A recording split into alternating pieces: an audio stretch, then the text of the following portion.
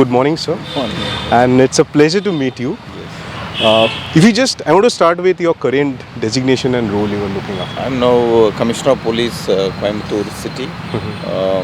I'm in IG rank. Okay. This is generally the Commissioner of Police of Coimbatore City is generally of IG rank. Okay. And when the journey started of becoming an IPS officer? Long back. In fact, it goes back to my childhood days. Okay. My parents used to motivate me to write civil service. And he was from the service? No. Okay. My father was a farmer and my mother was a housewife. Okay. But you come from a farmer family? Yeah. Wow. Farming community, yes. Yeah. So, but both the parents jointly they wanted me to join the civil services. Of Okay. course, my father was in favor of me joining IPS. Okay. And mom in IAS. And ultimately Both different. I joined the SS. Okay. Joined in police service. That's how it started. The seed was sown when I was very young. Then I joined the college. I did my BSc Agriculture in Madurai. Okay. And then I went to Delhi for my post-graduation in agriculture, Indian Agriculture Research Institute. It's called the Pusa Institute. Yes. Many officers from... Yeah, there are many officers from Pusa Institute. So then I first wrote a bank exam, then joined the bank. Bank exam where in Delhi? I wrote in Delhi. Okay. And I joined Canara Bank in Punjab. Oh, Yeah. which place in? Malerkotla. Oh, Ludhiana. It's I think far away from Ludhiana. Yeah. So then again I wrote. How many years you were there in Punjab? Punjab for a very short period. I was there for only 4 months. Then I was transferred to Tamil Nadu. As a bank? In Bangalore. Okay. Then I first, I appeared in the civil service. I got the Indian Information Service. IAS. Yeah. Okay. This is in which year? This was in 2000. Okay. Yeah. So then again I wrote. I got into Railway Account Service. Okay. Then IRS. Yes. That is in 2002. 2002. Okay. Then 2003 IPS. Okay. So that's how it started and ended in police service. Oh. 2003 I joined the service. Then the journey started. How is really the life of a policeman? Like, we sometimes get attracted to the so-called glamour, but I want you to share some of the reality of policeman that as a layman we don't see. If you can share something like that. Yeah, see, the police outside, of course, the uniform is an attraction for everybody. And since the police is dealing with bad guys, sometimes you get a heroic projection. But there is a flip side as well. Okay. Like police, as everybody says, it is 24/7. But only when you work 24/7, you will understand what exactly it is. And most of the time, what happens is the people start, fighting, or the problems are happening during the holidays and evening hours. Okay. When holidays, particularly when festivals. Other people, festivals, holidays, when other people relax, police will become busy. If you look at the crime data, most of the crimes occur in the evening time or night hours. Okay, this is you are talking about Tamil Nadu or overall? Generally, it is by and large this is the trend. What is the reason behind it? Reason generally all evening time people get sometimes drunk, or the more activity happens in the evening time. Morning hours generally they are busy with their work or something. Evening time only, many people sit idle or they are at leisure. And idlement mind is the source of all the problems. It's true. So that's how I think that's what the analysis says. What I'm trying to say is like the call can come anytime in the night. Generally now with the cell phones, we are accessible to all the public. So sometimes in the middle of the night we get a call. Sometimes serious calls or sometimes even petty calls we receive. But we cannot ignore any calls. So that is how it works. So 24/7 actually puts a lot of pressure. I would like to, in fact, make an analogy between doctors and the police here. Okay. long back I got to meet one of my relative who ran a 24/7 hospital. Okay. At some stage, he couldn't bear the stress that 24/7 he cannot run the hospital. Oh. Because every time there is an emergency in the night. Initially it was very rare, and then later it Got complicated. So it is like that for the police also. If you do it for over a period of time, for a long time, then you develop a lot of stress and sometimes Health issues. And the food is also not on time many a times. So these things are causing a lot of health issues. So on the one hand, of course, we are helping the people dealing with the bad guys and then enforcing the law. On the other side, it takes a lot of toll on the health. Sometimes even if you are not carefully balancing the work-life balance, then on the personal side, family side also you suffer. So all these things are there. So it is a very delicate balance we'll have to strike. So as you said about your mental peace you were talking about, I don't think you were used to it because as you said, you don't come from any bureaucratic family. You haven't seen the reality of the policeman. How you deal with that with time? Because with the power and authority or with the experience of policeman, things get complicated, intriguing, and there's so much of pressures in politics, this, that, and that. How you were managing as a personal? Yeah, that's what. See, for me personally, I have learned to manage it properly because I developed some skills over a period of time. Maybe by looking at the, others, and I read a lot of books relating to self-management, self-development. So you practice those skills, and then over a period of time you learn to manage the pressure by handling doing things which actually calms down your mind. Like for example, yoga, meditation, and mindfulness. What we call in the Western literature, mindfulness is the alternative word for. If you can define for the audience, like mindfulness. Mindfulness is basically, particularly the jobs like police, unless you are mindful of what you are doing, what you are thinking, how are you behaving, you will be swept away by the force of the day. Mindfulness basically means whatever you do, you just mindful of whatever you are doing.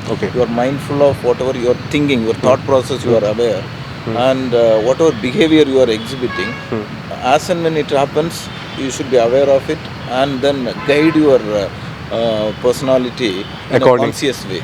That is what mindfulness means. When you sit and be mindful of what is happening, then it's called meditation. So you do meditation? Yeah, I do. Not for very long, but 10-15 minutes a day. These are my wife's books. And many books in that rack of mine. What's your favorite? I generally read non-fictions. But my wife's preference is fictions. What's your favorite author? My favorite author. Actually, I don't have a favorite author because the genre, if you are asking, then it is the self-development. And then social issues. Like any book you want to recommend that every youth should learn?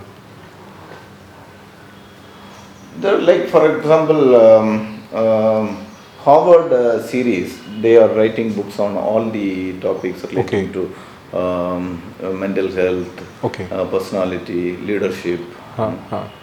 Those books are my favorite books because every author they talk about certain specific topics, but mental health or self-development is not one single topic. It's a combination of many things. So I read many authors and then create my own. Is there any significance to this? Which one? No, is this for beauty? It's a decorative piece, but the flowers normally it's filled with petals. That flavor of rose. Local flowers are normally. So like beside policing, this is one of your hobby. Yeah. Book reading and writing, I love actually. I have written 2 books, one in English and one in Tamil. That's my mother tongue. And in English, it is basically my experience about my studies in London. I took a sabbatical for a year, 2017. After in the service. While being in the service. So I did my MA in human rights in 2017 and 18. So during that time I used to observe a lot of things in the UK. It's basically a comparison of UK and Indian police and what other things, administration, culture, the similarities and dissimilarities also I have mentioned in that book. And the second book is a collection of poems. Yeah. What are the comparison you found out, sir, when you understood the Indian police and the UK police? Yeah. How we are different or where Yes. we are, See, it starts long back. In fact, when the British introduced policing in India, they had a different policing system for their colonies and a different system for their own people. What they introduced in colonies was a ruler's police. Basically, it was to help in continuing their rule. Whereas in England, in the UK, it was more like policing by consent. So it was more public friendly, people friendly, and human rights were valued. Whereas in the colonies, in the rulers' police, it was more oppressive.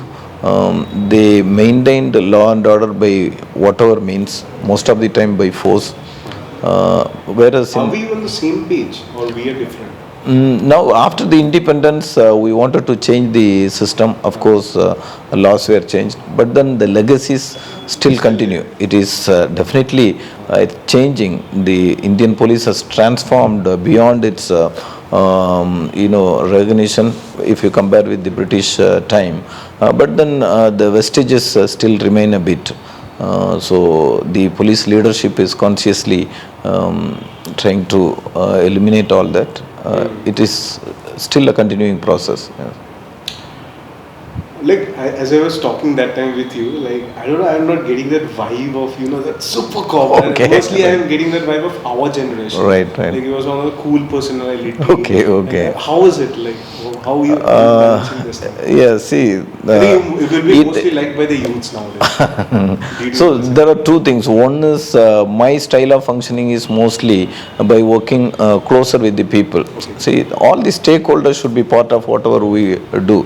Like for example, if you look at the drug issue, which is a problem all over the country, unless you work with the students, you may not be effective in controlling the drugs, because unless you understand their psyche, why do they go for drugs, all that, by talking to them, interacting with them, you won't get the real picture. So I always go closer to the people. I work with the community, whichever issue I am dealing with.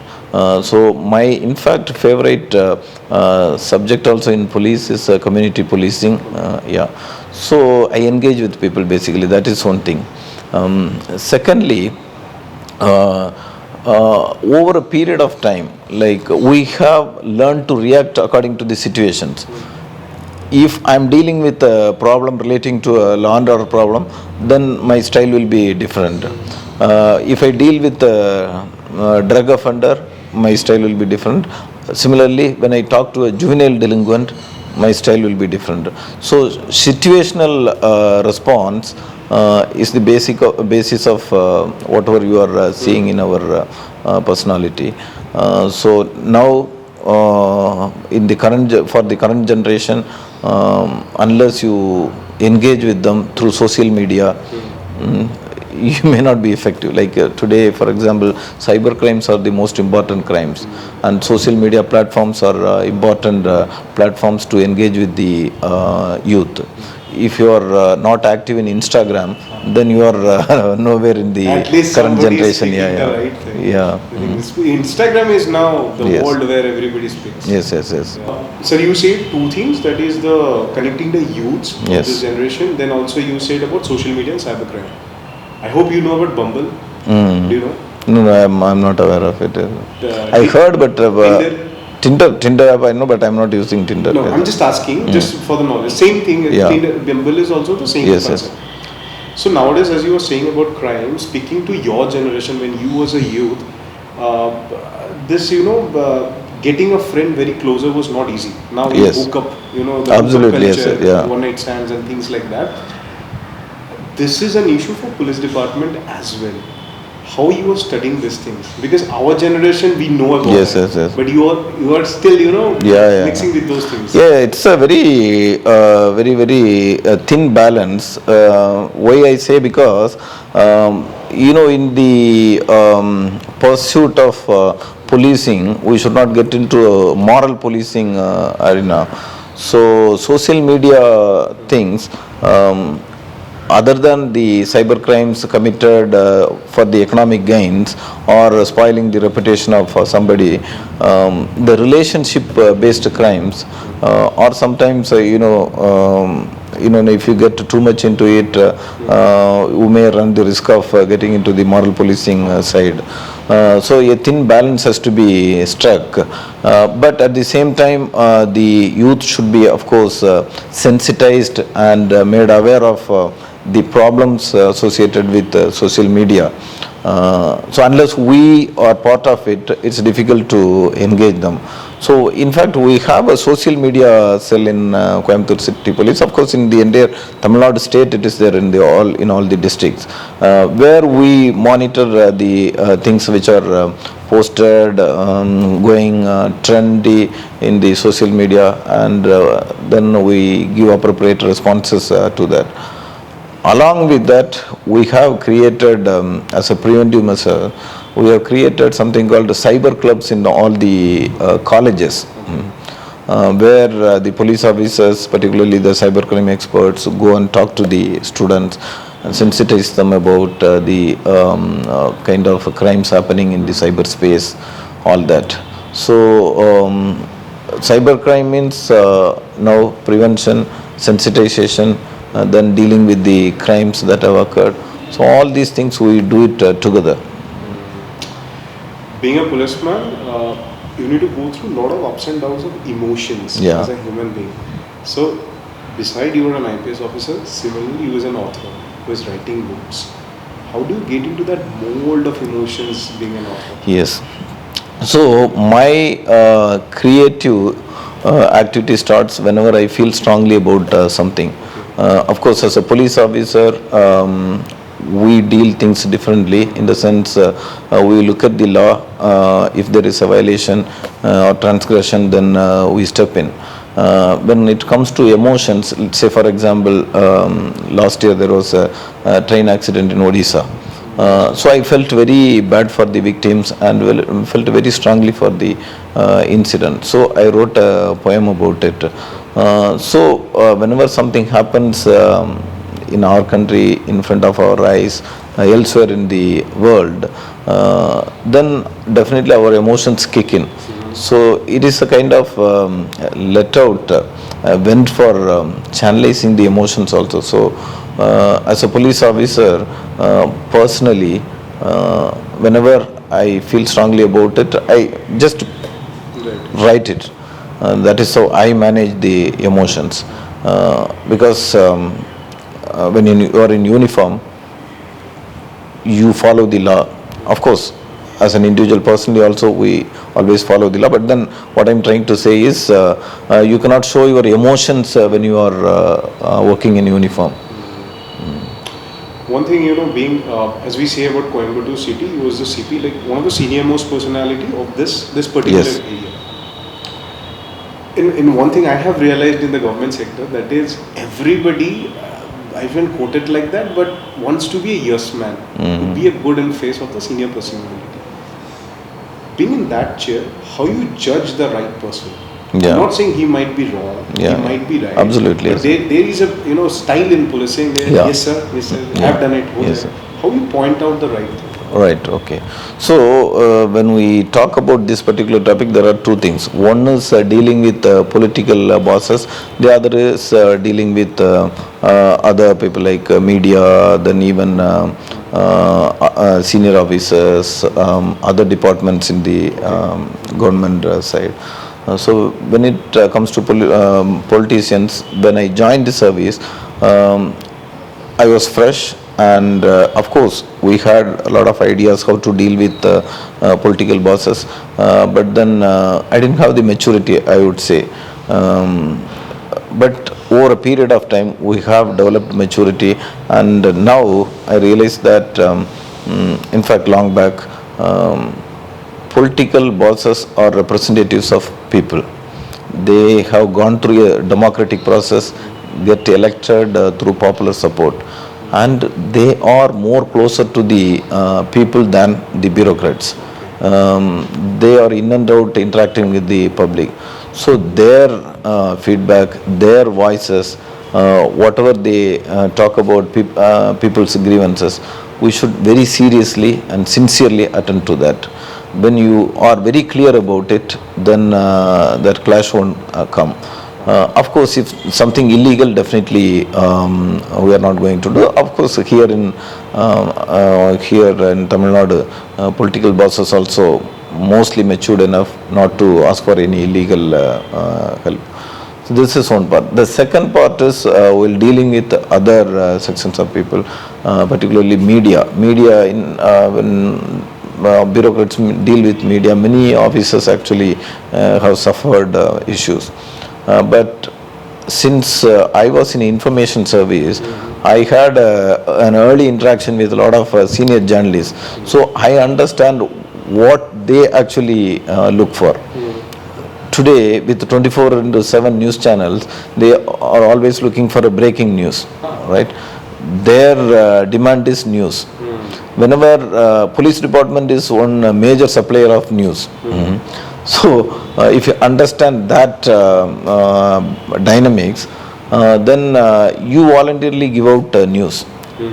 Right? So it is basically the journalists are doing a service to take the information to the public to make them an informed citizens. So it is our responsibility to share the shareable information with the journalists. So if you understand that basic thing, there is no clash. But beyond that, judging a person, I strongly believe that unless you hear somebody out, most of the time you may misjudge them. So you listen to them, hear them out, particularly petitioners or somebody is coming to meet you, and then you may not sometimes have the time to analyze and take a decision, but then definitely you can postpone. Except few issues, most of the issues can be dealt with a little bit of time window. So you take time, then based on the evidences, based on your objective assessment, then you take decision. On the face, if you take decisions, sometimes it may go wrong also. I want to quote one line. I think you know about Sam Manekshaw, sir. Yeah. He once said that I have never suspended anybody throughout my career. Maybe whatever the pressure has come from the upside. Okay. In your chair, things comes like that. Yeah. Somebody below down has done something, may not have done something. Whatever the issues, you has to do something. Take an action. Yes, yes. Action taken can also put a bad image in your people. How you deal with that? Absolutely, but when it comes to maintaining discipline, I would not say that I have not taken action. I have taken action on many occasions, particularly when it comes to police in uniform committing crimes or transgressing the laws. Then definitely we are tough on them. Whereas at the same time we take a lot of steps to tell them repeatedly that when we do something wrong, what kind of problems they face. And also we take lot of welfare measures for improving the mental health of policemen and their family members, because after all, whatever indiscipline happens, something related to their mental process, their thought process. So starting from yoga, then we have something called station happiness officers. Okay.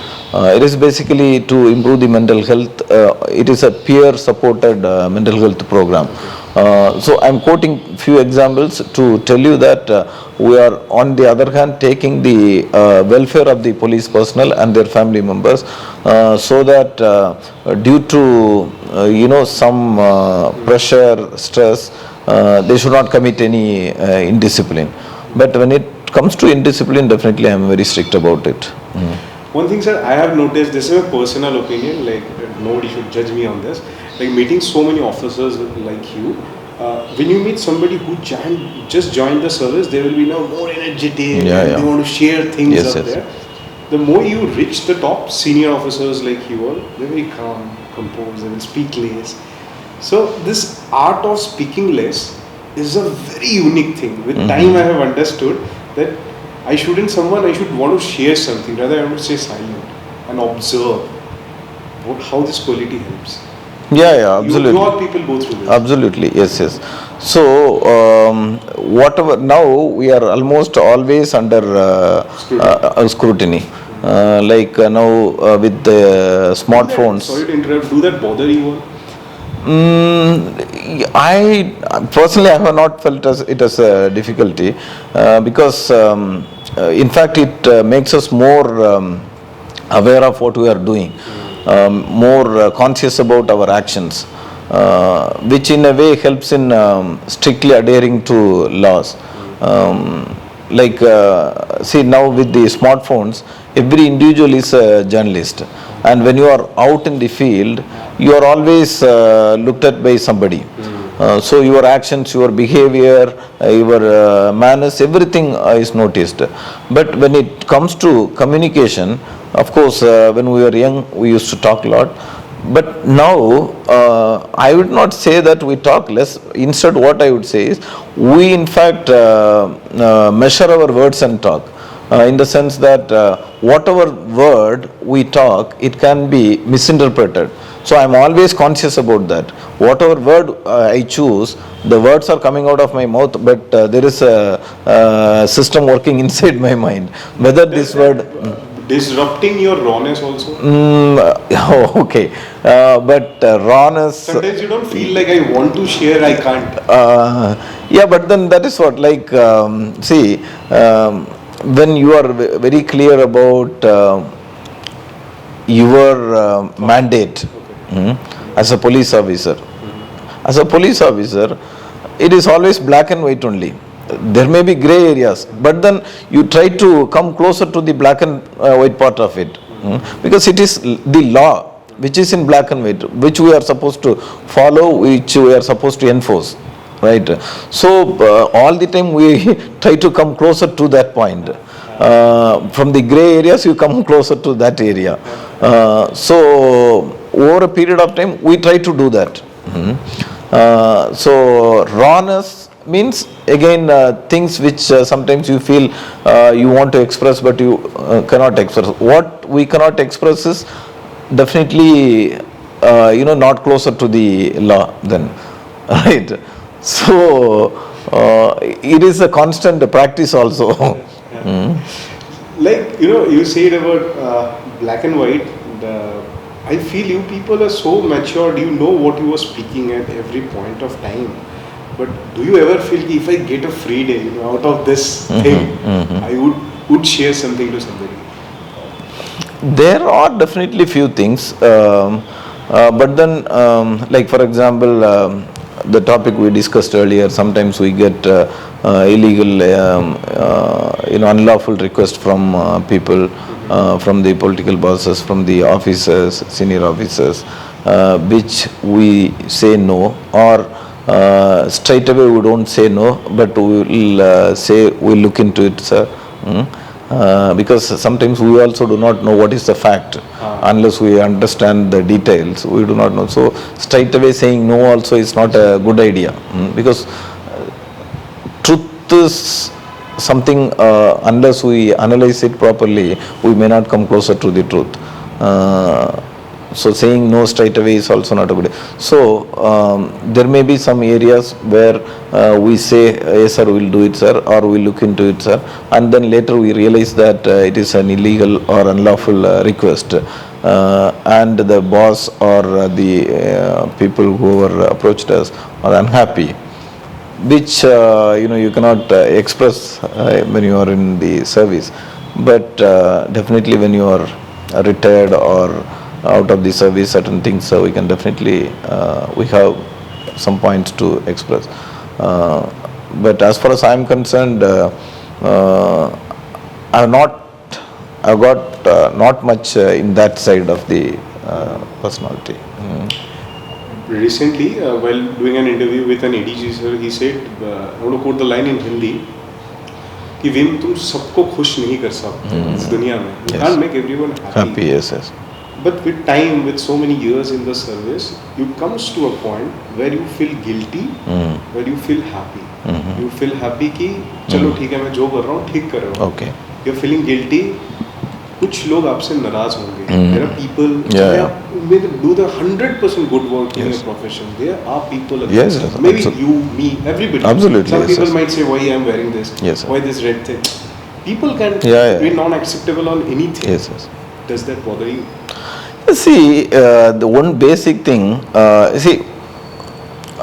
when you think about it, sitting quietly and think about it, every individual is different, right? See, when I as a public come to you, or you as a public come to me with a representation, you genuinely sometimes feel that you are right. But the truth may be otherwise. But you genuinely believe that it is right. And I as a third person, I know that what you are asking for is wrong.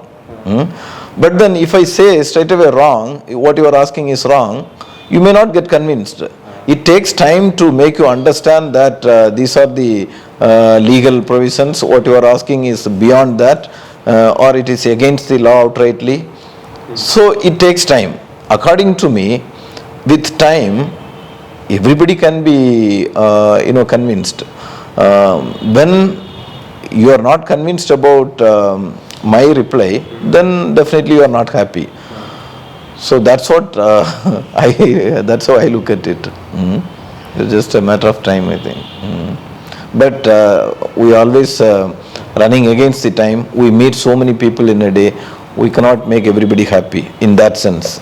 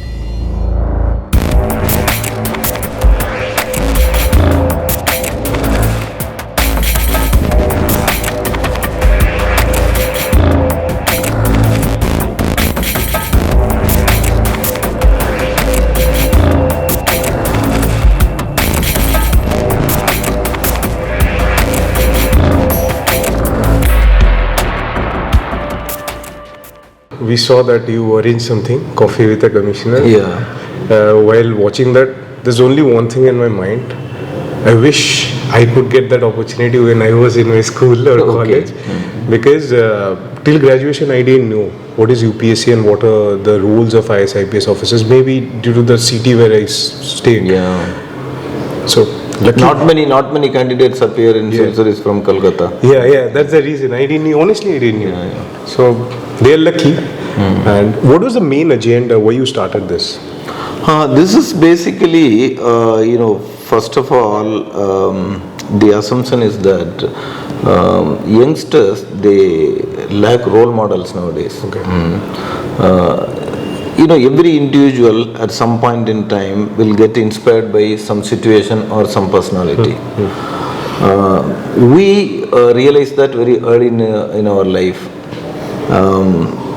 So, to give an opportunity for the students to look for role models and get inspired by others' experience, we wanted to create an opportunity for them. That is the basic idea.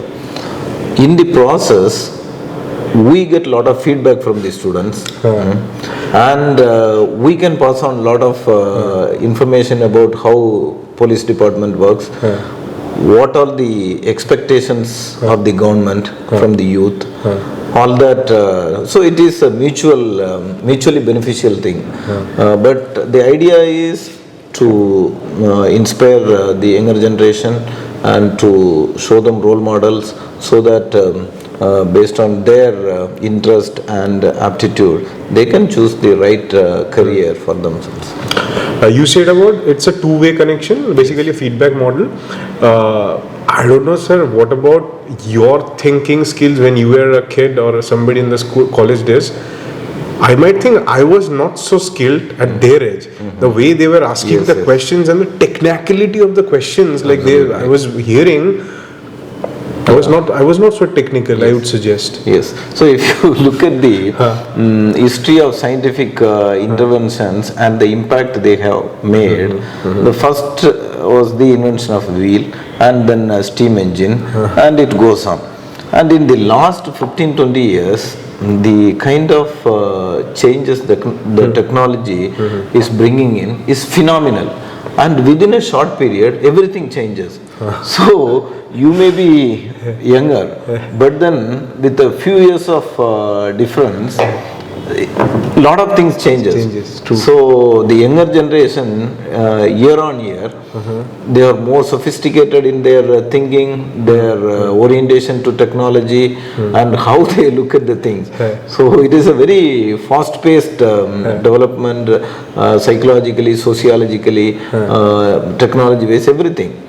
So probably that is the reason why we feel that different. So unless we adapt ourselves to the changing environment very fast, we will be kicked out of the race. So it is a lesson to each one of us.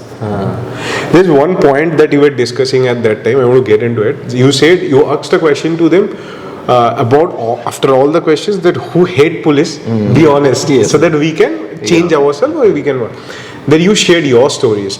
As a layman, I want to, what we think as police sometimes, I want to share that. You correct me if I'm wrong, and just let me know what's the right scenario. As you said that, policeman collects money, and as a layman, sometimes I heard many times people say that they are also target based. They have to amount, this is money. What is the reality? Is it something like that? See, those days, earlier days, it used to be like that. Say, for example, there used to be a belief that there was a very close connection between enforcement of petty offences, cases, or we call in Tamil Nadu special and local laws. Okay. For each state, there are, depending on the local situation, there are some special laws. So there was a lot of insistence on the enforcement of those laws, with an assumption that will impact on larger law and order issues.